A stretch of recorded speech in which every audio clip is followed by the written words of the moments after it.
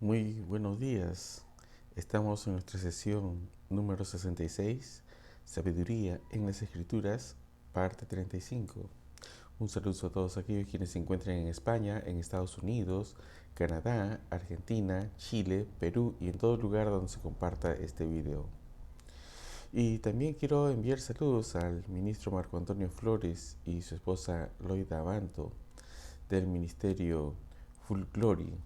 Que Adonai bendiga tu ministerio, bendiga tu hogar, bendiga la obra de tus manos, ministro, siervo del Altísimo.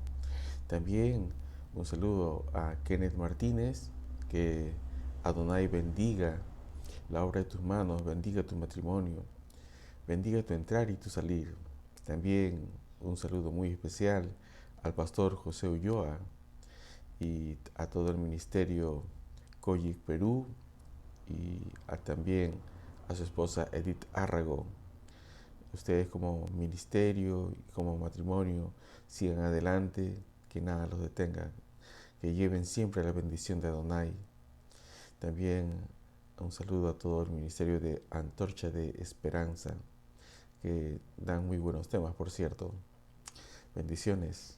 Bien, vamos a seguir avanzando sobre los aspectos de principios en la vida de Moisés. Y entramos al capítulo 6 del libro de Números. Aquí en el libro de Números, capítulo 6, habla sobre el voto de los nazareos. Ahora bien, ¿qué es acerca de los nazareos? ¿Qué tenemos que hablar acerca de él? Tomemos algunos ejemplos. Sansón fue nazareo desde su nacimiento. Y esto equivaldría a decir que quien hizo el voto fue su, su madre, ¿no? O en todo caso fue comprometida su madre. Igual, eh, otro nazareo que encontramos así de nacimiento es Samuel, ¿no? Igual, fue separado, apartado para la obra eh, de Adonai. Pero esos son de nacimiento. A diferencia de este voto de nazareos, estos eran temporales, pero nos va a dar una idea más o menos sobre la labor de los nazareos. Los nazareos, por lo general, este voto lo hacían, ¿no?, en cumplimiento de que algo pues el Señor les tenía que dar a cambio. Por eso se refiere voto. Entonces, eh, lo tenían que cumplir con ciertos requisitos y era por un determinado tiempo. Veamos qué es lo que nos habla sobre el voto de los nazareos. Habló Jehová a Moisés diciendo: habla a los hijos de Israel y diles: el hombre o la mujer que se apartare haciendo voto de nazareo para dedicarse a Jehová, se abstendrá de vino y de sidra. Entonces, su primer requisito es apartarse para dedicarse a Adonai. ¿Y qué significa apartarse para dedicarse? ¿No? Entonces, alguien que se consagra para el servicio de Adonai. No era un sacerdote, tampoco era un levita, sino alguien que voluntariamente decía: yo voy a servir a Adonai. Pero evidentemente estaba bajo la prerrogativa de que tenía que hacer la voluntad de Adonai. Muchas veces se ponían al servicio del sacerdote, por ejemplo, ¿no? Ahí vemos en la vida de Samuel cómo él se puso al servicio del sacerdote en aquel entonces. Dice: se abstendrá de vino y de sidra. Entonces su primer requisito es abstenerse de vino y de sidra. No beberá vinagre de vino, ni vinagre de sidra, ni beberá ningún licor de uvas, ni tampoco comerá uvas frescas ni secas. Entonces todo aquel producto de uva no podía consumir. Ahora, eso no quiere decir que la uva sea mala, sino que esto es como parte del voto. Dice, todo el tiempo de su nazareato, de todo lo que se hace de la vid, desde los graníos hasta el ollejo, no comerá. Verso 5. Todo el tiempo del voto de su nazareato no pasará navaja sobre su cabeza hasta que sean cumplidos los días de su apartamiento a Jehová. Será santo, dejará crecer su cabello. Entonces, un segundo requisito es que no tenía por qué dejar, eh, en otras palabras, no tenía por qué cortar su cabello. ¿Ya?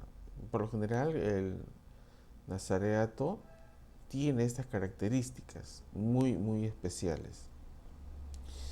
Verso 6. Todo el tiempo que se aparta para Jehová no se acercará a persona muerta. Entonces ese vendría a ser su tercer requisito. Ni aún por su padre, ni por su madre, ni por su hermano, ni por su hermana podrá contaminarse cuando mueran, porque la consagración de su Dios tiene sobre su cabeza. Todo el tiempo de su nazareato será santo para Jehová. Ahora, hay que entender que el término santo tiene que ver con descontaminado. O sea, no solamente habla desde su aspecto biológico, sino también desde su aspecto emocional, espiritual. Entonces, ahora, ¿alguien puede decir, ¿puedo practicar el nazareato? No. Lo que puedes hacer es abstenerte de ese tipo de alimentos. Si tú quieres dejar de crecer tu cabello, es voluntad tuya. ¿Quieres dedicarte al servicio de Adonai? Puedes hacerlo, nada te lo impide. Pero no quiere decir que Adonai te haya elegido para que seas algún tipo de líder. No es. ¿Por qué? Porque este nazareato estaba sujeto a ciertas órdenes sacerdotales de la tribu de Leví. Y tiene su importancia, del cual podemos sacar sabiduría, sí. Sí hay sabiduría, ¿no? Como por ejemplo el consagrarse y no comer ciertas comidas que le contaminan, porque santo significa limpio, puro, descontaminado. ¿Quieres vivir toda tu vida así? Bien. Entonces, hay que entender, digamos, el fondo del asunto, qué es lo que nos trata de enseñar. Verso 9. Si alguno muriere súbitamente, junto a él su cabeza consagrada será contaminada. Por tanto, el día de su purificación raerá su cabeza, al séptimo día la raerá. Entonces, hay toda una serie de eventos que hace delante del sacerdote, que se ofrecerá, digamos, ciertas ofrendas para el sacerdocio. Es lo más importante, ¿sí? Ahora, luego de ello viene lo que es la bendición sacerdotal, y eso es excelente. Dice, desde el verso 22 al verso 27, Jehová habló a Moisés diciendo, habla a Aarón y a sus hijos y diles, así bendeciréis a los hijos de Israel, diciéndoles, Jehová te bendiga y te guarde. Jehová haga resplandecer su rostro sobre ti y tenga de ti misericordia. Jehová alce sobre ti su rostro y ponga en ti paz. Y pondrán mi nombre sobre los hijos de Israel y yo los bendeciré. Muy interesante. Esta orden también fue dada a los hijos de Leví, al sacerdocio de Leví.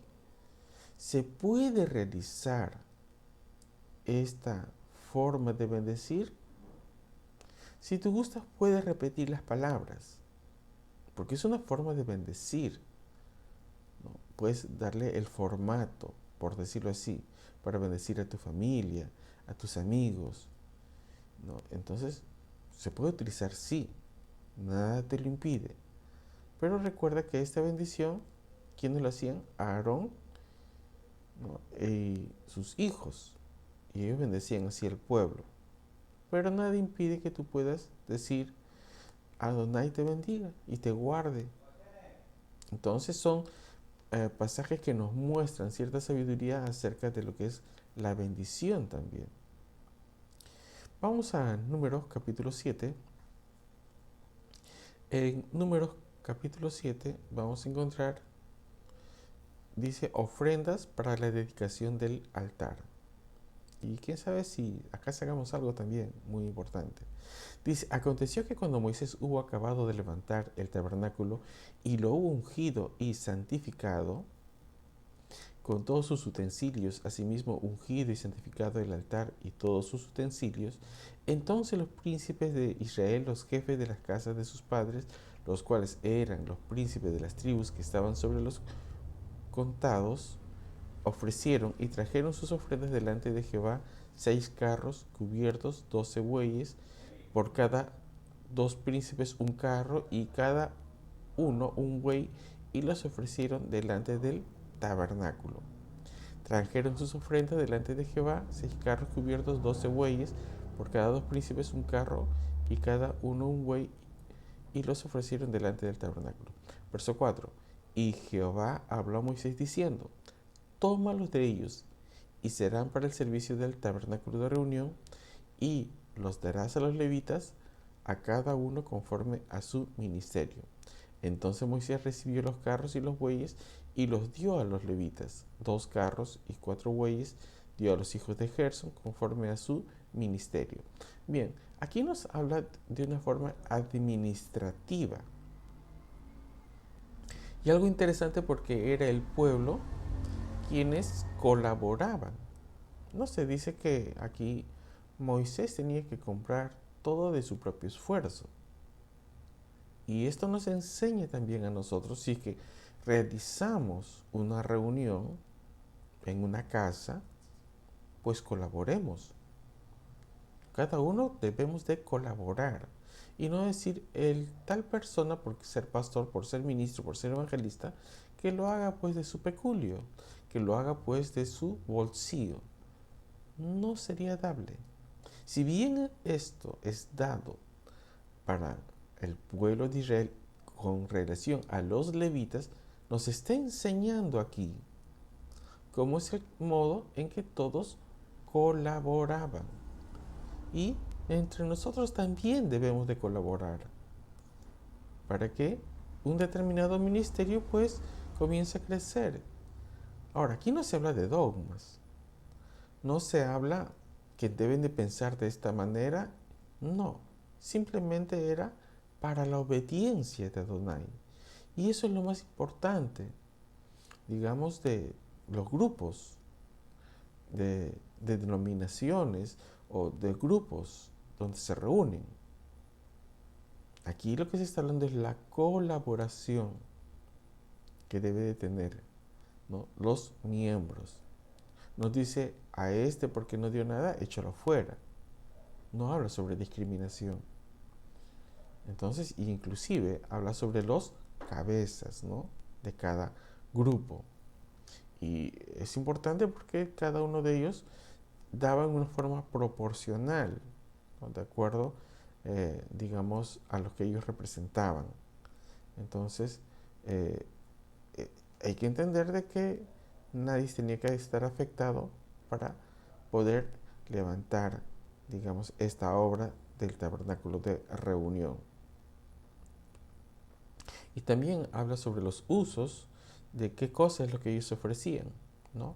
Por ejemplo, 12 platos de plata, 12 jarros de plata, 12 cucharas de oro. Y les había mencionado en una enseñanza anterior que esto se estaba refiriendo, ¿no?, a que con este tipo de metales, podría decirse así, se veía menos contaminación.